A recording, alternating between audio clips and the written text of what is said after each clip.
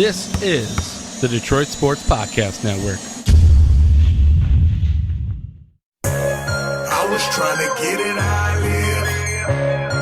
I want them dead presidents.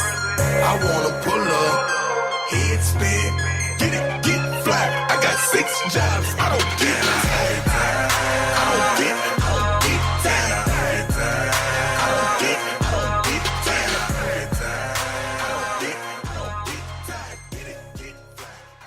Welcome in, everybody, to the latest edition of Two Bad Hombres. I am the Doc, John Macaroon. Joining me via telephone, Vito Chirco. On this episode, we're going to recap Vito's charity game. It was a great experience. If I told you that the Doc had the time of his life, would you believe me? It was a great experience start to finish. I had a great time. Looking forward to recapping that with my man Vito. I have had the opportunity to go out to training camp at Allen Park for the first time. I wanted the opportunity to share with Vito how that has gone, covering the Lions, a potential new opportunity for me. I want to definitely discuss that with Vito. And definitely, millennials are continuing to screw up the whole world. So I'm looking forward to this podcast. I do want to thank everybody for finding it. You can find the Detroit Sports Podcast anywhere that podcasts are available. We greatly appreciate you downloading, sharing it. If you like the podcast, just tell a friend, say, hey, you know what? If you're going for a walk, you're walking the dog, you're going for a workout, you're doing some work, or you have an extended drive, definitely tune in to the Detroit Sports Podcast if you're a fan of Detroit sports. Welcome to the weekend, Vito. What's up? I'm doing well, man, and especially well because last weekend was a stellar weekend for me. Great weather, great game. The 4th annual Chirco and Company charity softball game, and great money raised ultimately for Make-A-Wish, Michigan. And that was the most important aspect of hosting my event at Detroit Mercy at Bussey Ballpark, the softball diamond at the University of Detroit Mercy. And you were there as well. You made it out with your wife, Andrea, your in-laws, and your 2 daughters, and you had a stellar time, as you were saying. And you're not just saying that because you were paid to do so. No, you haven't paid to say anything like that and to tout it and just to talk it up. You actually enjoyed yourself. And guess what? At the end of the day, it seemed like everybody else enjoyed themselves as well, including myself, my mom and dad. My dad was home plate umpire for the 2nd or 3rd straight year now. My mom was helping out all over the place. She was a stellar utility woman. We had my Aunt Annette, my dad's sister, my mom's sister and her husband, to my Aunt Paul and Uncle Paul's side. We had all of these different people, Mediterranean food from 2941 Street Food, courtesy of my cousin Nick's side. So we had all of these people come together, contribute, and put on this great event, the 4th annual Chirco and Company charity softball game last Saturday. Yeah, Vito, now you got to clarify because I think you heard it. So when I went to sign in, your aunt was in charge, and she's a sweet lady, and she was very nice. And she's like, oh, you're the guy that does the podcast. But she said something that was interesting to me because I'm not a Harry Potter fan at all, so I don't have a reference point. Maybe you do as well, but I think you and I shared a look and a glance, and we're like, She said, okay, I pictured you looking like a Harry Potter character, and I just chuckled. I chuckled to myself, and I said, man, everybody that their initial reaction when they look at me is to insult me or to compare me to, I would have been like, awesome. She's like, oh, I thought that you would have been like Brad Pitt or George Clooney. Yeah, no way, buddy. No, she was inferring that she thought you were more geeky and nerdy and probably thought you were taller. Okay? Oh, okay. People think that about me too when I'm talking. And then they see the photos now they have of me. They think the 2 of us are taller. Yeah. Okay? So not just me, but also you. And maybe you have more hair on your head, too. Yeah, I got you now. So I took it that way. I laughed a little bit, and I was like, it is interesting when someone listens to your voice. I'm the same way. I totally picture people's voices totally different than what they look like in real person. That's why I like this medium. I like this opportunity for people to just hear my voice, hear the content of what I'm saying. And it was a good start to the day. The shirts were really awesome, Vito. You did a great job there repping the shirts with the logos, seeing the Detroit Sports Podcast banner there. Right when I walked in, it put me in a good mood seeing that it was done correctly. It seemed like the size was in line with everybody else's. It looked good, so I was happy walking in. It was easy to get to the field, so I was happy with that. There was no real opportunity to get lost, so I was happy to get to the field, happy to warm up, and I liked the ballpark. I thought it was perfectly set up with the dugouts. It could accommodate 20 people on each team, and the opportunity then to catch up with people that you maybe not have had seen in over a year was awesome. I liked the team makeups that you put up. I felt like, okay, Vito took this seriously, and it was just a beautiful day to play catch, to warm up and have a good time. And then, the surprise that I don't think a lot of people expected was you had player announcements. So that was really cool to line up there and to hear your name called, to clap for yourself and clap for the teammates, to have the people see who you are and stuff like that. That was a really nice touch, Vito. I hope that you continue that going forward. And the best part, Vito, the game was competitive. It was a back-and-forth contest. It got sketchy for our team there. I think we were called the Lumberjacks, and there was, back-and-forth early innings situations with the rules. The rule was that you could only hit one home run because the ballpark, the dimensions really were a little bit short, 200 feet all the way around. So the big boppers that were available to play this game, they were clearing it out pretty quickly, and it made it so that the game was really competitive, and it was a great opportunity to play softball, especially compared to last year where the media got their ass kicked by those that played softball regularly. Oh, so it wasn't even an ass kicking. It was more than that, man. Yeah, no doubt about it. It was a complete ass kicking and annihilation. Yeah, so the complete annihilation of the media last year. Yeah. So there was no competition this year. It was back and forth. So I think it made it more spectator friendly, and it made it for a fun contest. It was a wonderful, wonderful game. I enjoyed it. And now to recap my performance, I did well. Now my first at bat, I'm excited. I'm like, okay, I feel good. I felt like I stretched properly throughout the morning, well hydrated. I felt good. And I get up to bat, and I'm comfortable seeing Nick up there. I'm like, okay, good. I'm going to take a nice, healthy cut. And, when you see the video, my swing, technique is not the best, but I hit the ball in the air. But I hit way off the mark. Yeah, That is not the best. But completely off the mark. But, Vito, at the end of the day, the ball got up in the air. So if I got to clear my left hip, move my leg all the way to the left in order to, get that, that upper swing to get the ball up in the air, it's great. So I hit it. It felt good, but it was a pop-up. So I'm like, dang it, another opportunity where I get to bat, and there's no chance for me to help the team. So I'm like, fine, it's okay, it's all good. Looking back at the swing, it was like, not good. But the second opportunity for me to get up to bat, it finally happened. I earned my first hit. It was great. It was a great feeling to hit the ball and to have it go in the outfield and to feel good to get on base. It was such a good feeling to contribute and to get on base there and to get to run around. So it was such a great experience, man, all the way around. I liked it. I was honored to be part of the team. And then the third at-bat was great in that I come up with the bases loaded. So there's an opportunity to do some things. Now that hit just got through to the infield. It was that one you could see also via our various social media platforms at Detroit Podcast. But that one got through the infield, and I contributed. So that was awesome. I got to run around, and man, what a good opportunity to play in the field. I really liked it because, with the number of players that we had, the 20 people per team, the opportunity came up so that you could only play in the outfield once every 2 innings. So that was perfect. So you could rest, you could chat, you could go run to the back, get some food, you could see your kids for a second, set up the video so they could say, hey, okay, when I'm up to bat, take this video, da-da-da. It was absolutely, in terms of execution of the game, I loved it. I thought it was perfect. It was a great opportunity, and it was nice to be part of a 9-run inning. We came back, and to earn the victory was super sweet, man. I loved it all the way around. The team that I was on, I went 2 for 3, couple RBIs, and the Lumberjacks were victorious.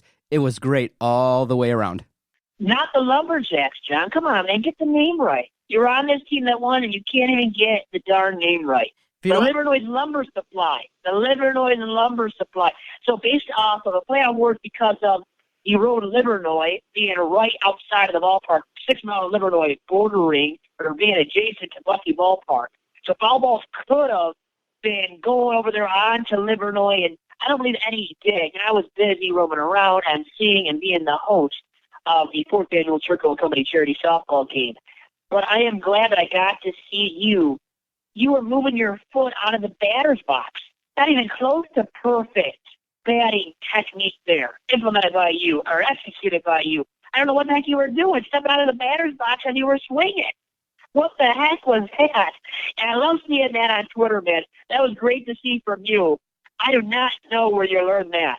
You didn't learn it from Chris Newell, who big shout out to him from the Birmingham Bloomfield Beavers, 2-time defending champions in the United Shore Professional Baseball League. He was coach at third base for both squads. Had to leave a little bit early, but did it terrific. It was great to have him there and to have him contribute to even that magnitude.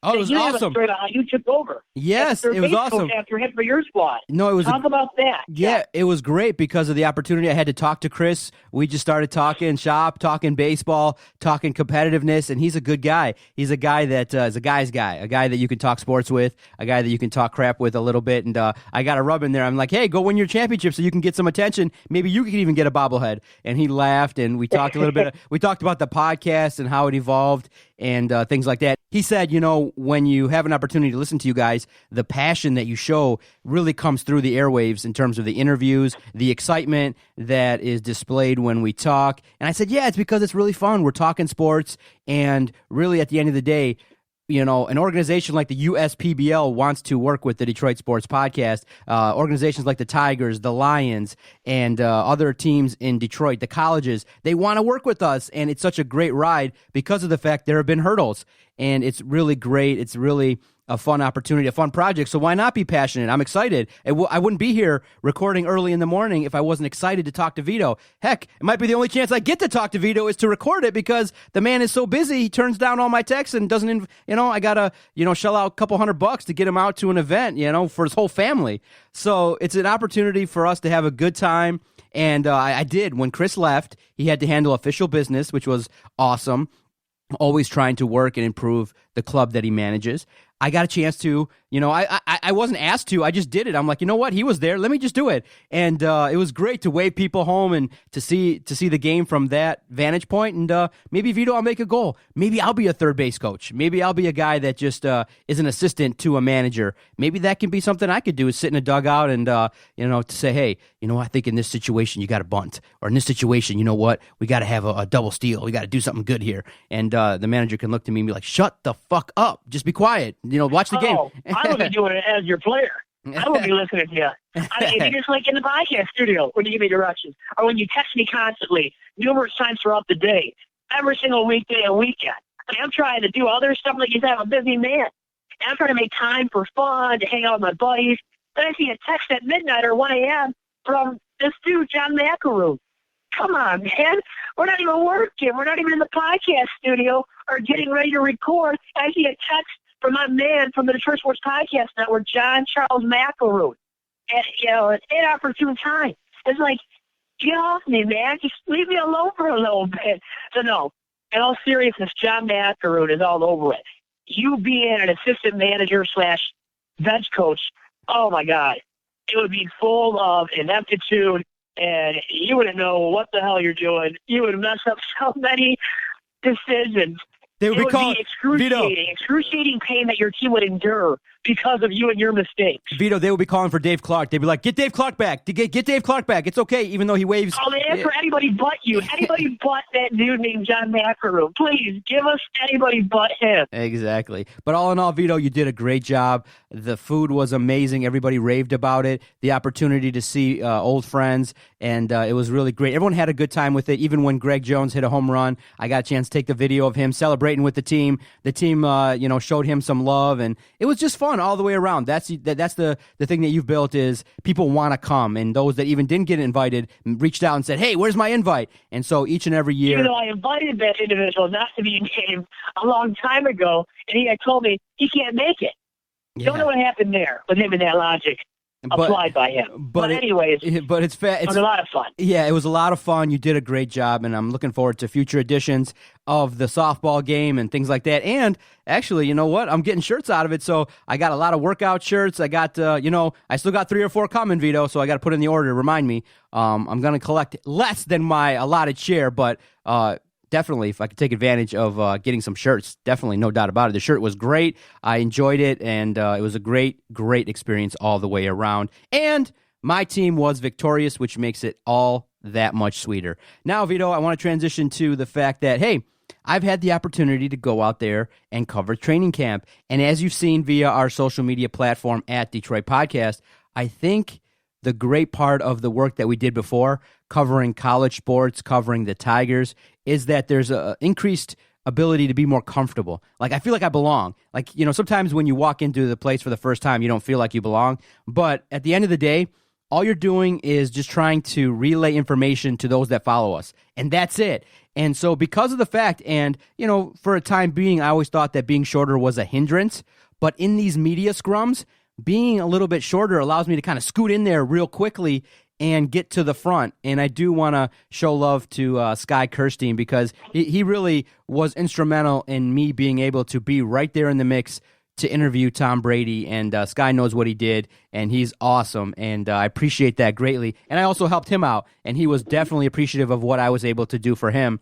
And it was a great situation to be able to be standing 3 feet away from arguably one of the greatest quarterbacks to ever lace up his cleats to play NFL football. So I don't care to say it, even though he played for Michigan, to see Tom Brady walk in really, shows like, dang, I am short, because he's about a foot taller than me. And he definitely addressed his contract. I realized, based on those that were talking before he arrived, Tom Brady, it was only his second time this year addressing the media. So there were a lot of Boston media there that wanting to ask questions about the news of the day. And I knew I had a question lined up. And so I waited until they said 1 or 2 questions left, and I just started firing it off. And I didn't care. You heard it. If you see the video, I probably should have cut that out. I literally screamed that question 3 times, and I cut him off because of the fact that I knew there were going to be people that wanted to ask questions. So I just started screaming the question over and over again. What do you think about Michigan? And I knew I had the question because it came to me. I had it ready to go, and I just fired it off. And that's what you got to do, is you got to just have a plan, be organized, be prepared, and not be scared. Like, hey, I asked Matthew Stafford a question. There was a day, Vito, literally, where I think it was the Friday of training camp before the Patriots practiced, where I asked head coach Matt Patricia a question. I asked all the players that were brought over in the scrum a question, and it was an amazing day for the podcast, an amazing day for me, and really a culmination in the work that we've done, in that we've been accepted to go out there. Of course, I can't go out there every single day per the rules, and per the fact that I record every day, so I logistically can't get out there every single day. But I think a couple times a week, being invited and being able to be accepted to go there was well worth it. And I think those that saw the coverage, already getting a national NFL reporter on the podcast, on the Detroit Sports Podcast, joking around with him, telling him, hey, you had to carve out time for us in your busy 12-hour day. He laughed, and it was a great experience. And I think people, even when I got there, said, hey, I know who you are, and they appreciate the work that we're doing because of the sheer volume of content that we're putting out there via social media, via the website, via the podcast. So really, it was a culmination, and I really do feel like we belong. Off air, Vito, remind me to tell you the story about the credential for the games, because that part of it is always going to be a struggle regarding space and availability, but there's opportunities in the future potentially to partner with bigger organizations. So I want to ask you this, Vito. Obviously, you've seen the growth of the podcast, and you've seen the mantra of what I've said. I said, okay, I want to kick the door down with the Detroit Sports Podcast. But obviously, with the nature of the business, people are observing what we're doing. Other entities, other websites with bigger means and bigger revenue sources and much larger audiences have reached out to the podcast and talked about partnering and things like that. Now, prior to that, I've kind of just said, no, I want to kick the door down. But a conversation I had, because obviously what you want to do is you want to reach out. You want to talk to the head of the communications department. You want to be, communicating with them and say, hey, I'm John, this is what I want to be, because you want to ask them for access. You want to ask them for the players. And you want information. So the staff at the Lions were very friendly. I told them about your softball game. I told them that Sunday when I went down there, I said, man, I'm sore. And they said, why? I said, I played in a softball game with my buddy. And they laughed, and they said, you didn't stretch out? I said, I'm 40 years old. I don't know if I can handle this. Because the next day after your game, Vito, I felt good all the way. My quads were burning up. I was like, man, just running a couple times after a couple hits burned up my quads, but I felt good. And so they were laughing with me. They liked the fact that I'm energetic. They liked that I'm, a regular guy, and laughing with them and, saying I love being there. And I think maybe the infectious energy that I show going there really rubbed off on them. But what do you think if a larger organization reaches out and is like, hey, we like your coverage. provide us some content, and one of the caveats and privileges can be we will get you the credential. It'll be no problem, but it won't be through DSP. Is that taking a step back for the network, or you say, you know what? It is what it is. I've done enough to show that I can take a podcast medium and provide quality coverage, take advantage of those opportunities that are provided, and stop being, such a lone ranger. Well, anybody that's willing to pay me, and willing to pay me more than you, I gotta take the opportunity that presents itself, and that's the case. So I'd be leaving you right away, John, and saying forget about the DSP network and all that you've done for me over the years since 2015, to be exact. But now, realistically here, if someone else, another entity, gave us the opportunity to be at Lions games through allowing us to be credentialed, well, I think we would have to take the opportunity, because then we can probably leverage that as a ploy or reason to be credentialed as DSP network employees one day as well. So I think you have to view it the long-term game and realize how that could help us out down the line. Okay, I'll share with you. I will share with you what had happened. So obviously, when you go to cover the practices, and you want to be able to cover the games, you want to be right there, right after the action. You want to go to Ford Field during the game. So I had asked. I said, okay, look, I know I've been denied the last 4 years. I understand the limited space. And the director was very nice, very kind. He said, look, I don't want to keep making an excuse, but really there's limited space. And I understand, because every entity wants to send 4 people. They want to send 3 reporters and a photographer. And so there's only so much space to cover the number one sport, okay? But the sentence that he said after really, really bothered me. And it wasn't offensive. He was, trust me, I would say if he was wrong. He said, look, in Philadelphia, what they have is, if you're aware of the Lions press box, they have this, they have these cupboards that hold a lot of the information. And so you've been there, those cupboards, Vito, that hold all the papers. You know what I'm talking about? Yes, sir. Okay, behind all the seats that oversee the field, there are these cupboards that line all the way behind the press box. Well, he said, in Philadelphia, what they have is, there's an opportunity to get more seats, but what would happen is he'd knock those down and potentially create tables so that you could have a TV to watch the game, but you would be in the press box, but you wouldn't be overlooking the action. And he said, yeah, we could add 20 or 30 more seats that way. And when he said it, I appreciated it, but it felt for me like a punch in the gut. You know what I mean? It's like, in essence, the way I took it was, okay, you're going to set up a seat in the back of the table for me. You know what I mean? I don't want that. I don't. You know what I mean? I understand that as the podcast, you're not going to weave your way in. But I think with the merit of what I've provided, I think one seat, in the mix would have been something to strive for. But, I don't want to fight to get a seat in the back of the bus. You know what I mean? I don't want to sit and watch the game at a table, where everyone else is, where 100 people are watching the game. You know what I mean? I understand the premise. Take what you can get and things like that. But for me, it's a gut punch because I'm working hard. You got to get up there. The press conferences for the Lions are at 8:45 in the morning. You know what I mean? They're early. And so I get up early. I drive down there, and I don't want to really fight to be at the back of the line. You know what I mean? I'm taking it personally, and trust me, he's been more than kind to me. I would say if he wasn't. But to say that you want to fight for the back of the bus to be there, that's not what I want. I want to belong. I want to exceed expectations. I don't want to just be there.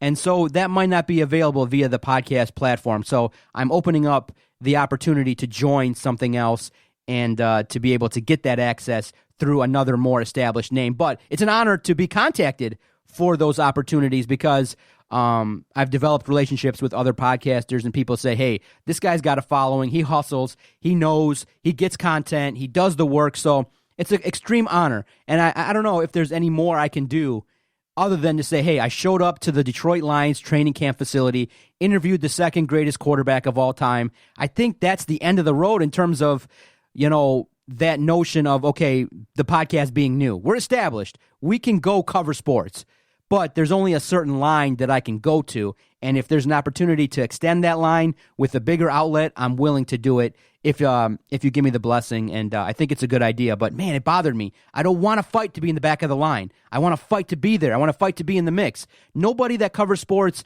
or that has any competitiveness wants to hear that. Oh yeah, we'll let you come into the building, but you'll sit and watch TV, and everyone else covers the game.